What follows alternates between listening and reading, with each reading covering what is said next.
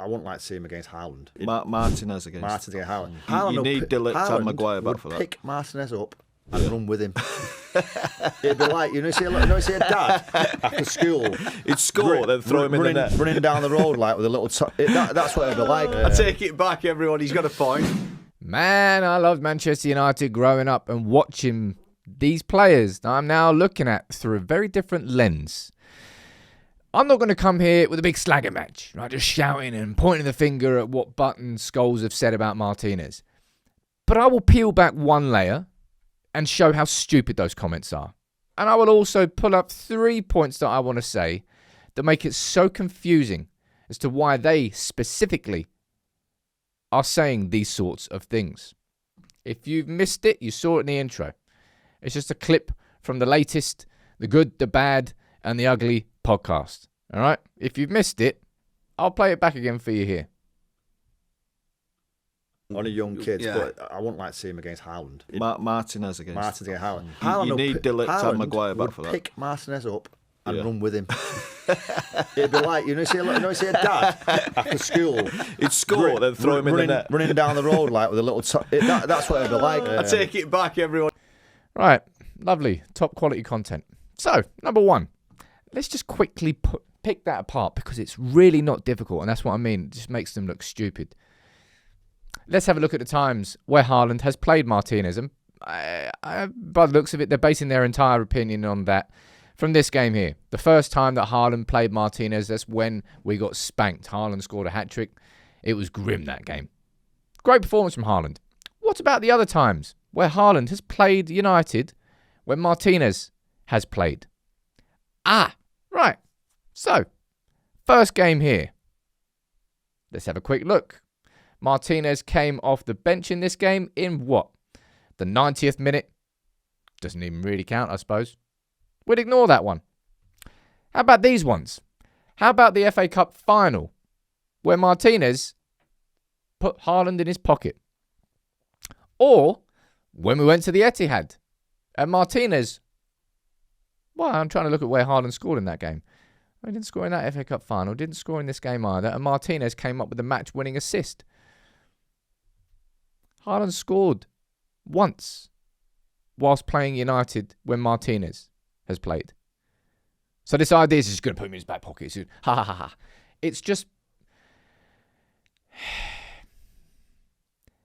You used to be able to avoid this sort of content, but the way that algorithms work these days and the way that clipping works these days, it gets forced into your feed. You can't avoid it. So this idea of just, I'll just ignore it, Sam, you can't ignore it because it's... You might not want to see it, but you're going to see it. And that's what pisses me off so much about this.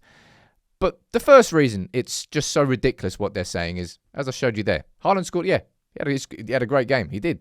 He may end up scoring on Saturday. We'll find out. But he's literally scored in one game. And Martinez has won the other two. First of all, that just makes you look stupid. Secondly,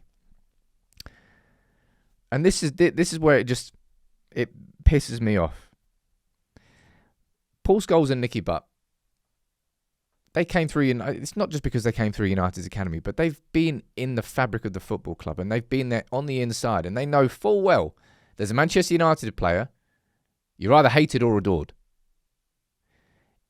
If you're adored by Manchester United fans, it means you're going to be hated by everybody else.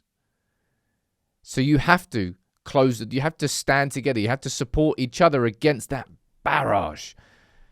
Instead, so many Manchester United former players are on the other side of the fence now. And that really angers me, if I'm honest. It's why I've done so many videos defending our players, and I will continue to do them like this. But Paul Scholes in particular, and this one just makes me sort of scratch my head a little bit. Has Paul Scholes forgotten that when he came into Manchester United's team as a teenager, he was a really young lad that was having was it like growth issues? I'm not sure what it was. He was tiny, he had asthma, he was 16, he's never going to make it as a footballer. But he had Brian Kidd, he had Eric Harrison, Manchester United's youth coach. He had the right people around him to sort of help him through and navigate that. Imagine Paul Scholes was doing that. And there were podcasts coming out. pointing and laughing about some 16-year-old kid with asthma who was never going to make it as a footballer, and he should go there and just be an altar boy instead. I don't think any content like that would exist about 16-year-olds, but I'm just, I suppose, creating an extreme example. I'm sure Paul Scholes would have really appreciated that. It would have made the environment fantastic for him. And on top of that, when it comes to empathy, of a Manchester United player who has just spent the last 2 years getting past not one but two metatarsal surgeries, and then not one but two knee injuries, one which was a freak one and one which was an ACL, and Lisandro Martinez nearly quit playing football after that. And going into the Manchester derby, this was the sort of content that they want to do. So Martinez, just by coincidence, was given like an in-depth interview, I think with an Argentinian outlet, and he was speaking about the impact that pundits can have and the impact that their words can have. You can see down there, I'm very focused, very grounded in my values. Obviously, if it's constructive criticism, I think criticism always has to exist because otherwise there's no improvement. And I've got no problem, no United fan will ever have any problem about constructive criticism.